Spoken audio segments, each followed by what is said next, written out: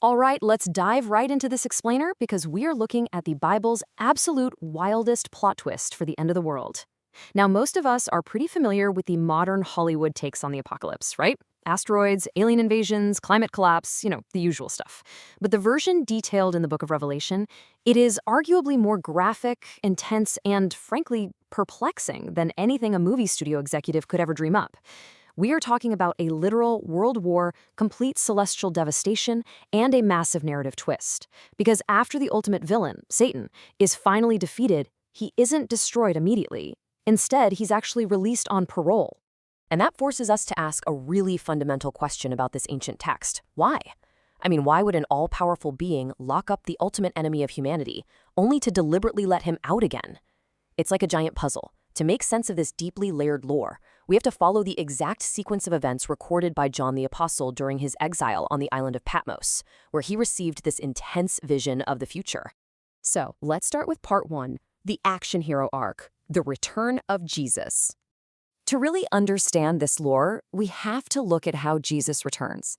And honestly, it's framed in the book of Revelation like an intense, R-rated cinematic action sequence. It completely flips the script on what we usually expect. On one side, we have the traditional Jesus. The peaceful teacher, the gentle shepherd, the fluffy sacrificial lamb. But Revelation Jesus? Totally different vibe.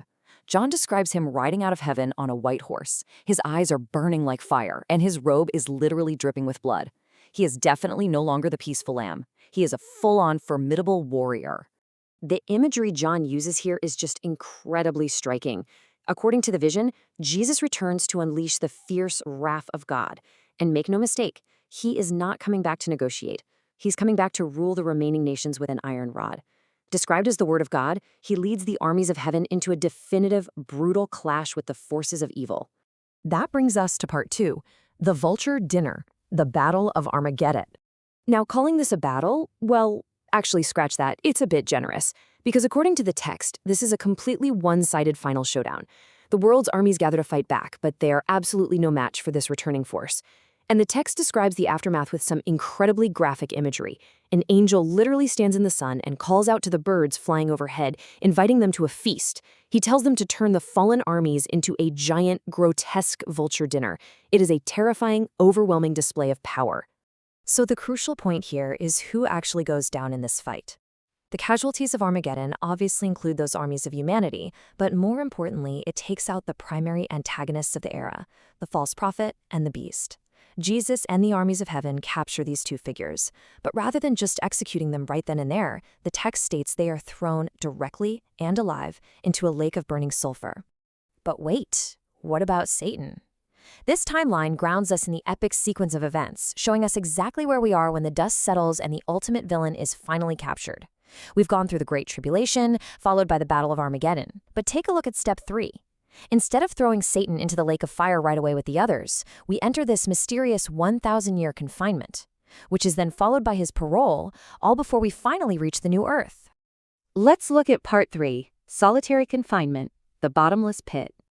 Immediately following the battle, an angel comes down from heaven holding a massive chain and the keys to a bottomless pit. Instead of just destroying Satan on the spot, he gets seized, thrown into this abyss, and sentenced to exactly 1,000 years of solitary confinement. For this entire millennium, a 24-hour-a-day lockdown, he is completely unable to deceive the nations or cause any chaos on Earth. The text makes it very clear, this timeout is a deliberate, measured period of absolute confinement. And in a fascinatingly specific detail, the text notes what's happening up on Earth while Satan is locked away in the dark. Those who were beheaded for their faith, specifically the martyrs who refused to worship the beast during the prior tribulations, they literally spring back to life. They're resurrected to reign with Christ during this exact 1,000-year period. It's portrayed as this incredible time of restoration and rule for the faithful survivors. Which leads us to part 4, the parole plot twist. Satan is released. Guys, this is the plot twist that makes this ancient text read exactly like a blockbuster movie script. Satan's sentence expires. Let's break down this arc. God basically decides 1,000 years is enough, and Satan is paroled to once again test the human survivors who have been living on Earth during this peaceful millennium. This brief period of deception is the necessary catalyst that leads directly to the final judgment. It sets up this massive, nail-biting cliffhanger. will humanity fall for the ultimate deception again? I mean, you would assume that after 1,000 years of peace under divine rule, people would definitely know better, right? But nope. Almost immediately upon his release, Satan gets right back to his old tricks of malice and deception. He goes out to the four corners of the earth and successfully rallies humanity against God one last time. Moving to part 5, Life in the Lake, the Final Judgment. So, this final rebellion, it is cut incredibly short. As Satan's newly formed massive army surrounds the camp of God's people, fire simply rains down straight from heaven and devours them entirely. Boom. Over. And this is where the villain's story officially concludes. Satan is finally thrown into the lake of fire. Now, unlike the bottomless pit, which was really just a temporary holding cell, the lake of fire is a permanent lake of burning sulfur.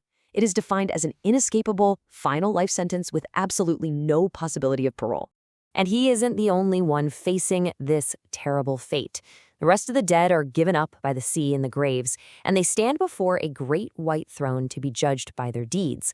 The text clearly outlines that anyone whose name is not found in the book of life, categorized here as cowards, unbelievers, the corrupt, murderers, liars, and idol worshippers, well, they go right into the fire with him.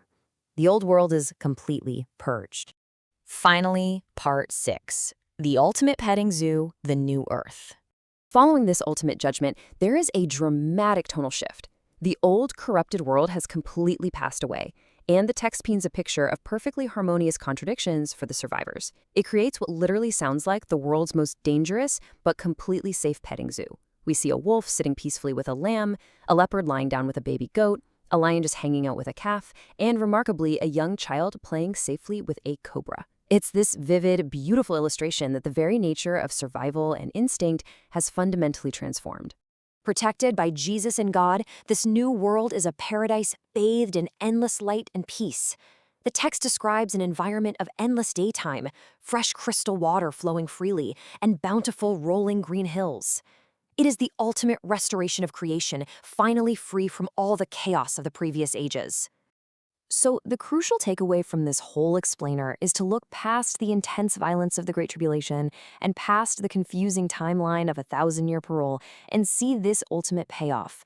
The vision ends with a perfect world where mourning, crying, pain, and death are simply erased forever. It's a profound promise of absolute peace. With its action hero arcs, literal vulture dinners, solitary confinements, and a perfectly safe petting zoo at the very end of the world, it leaves us with one final, lingering question. Is this ancient lore actually the most bizarre, graphic, and beautiful epic ever recorded, just waiting to be explored further?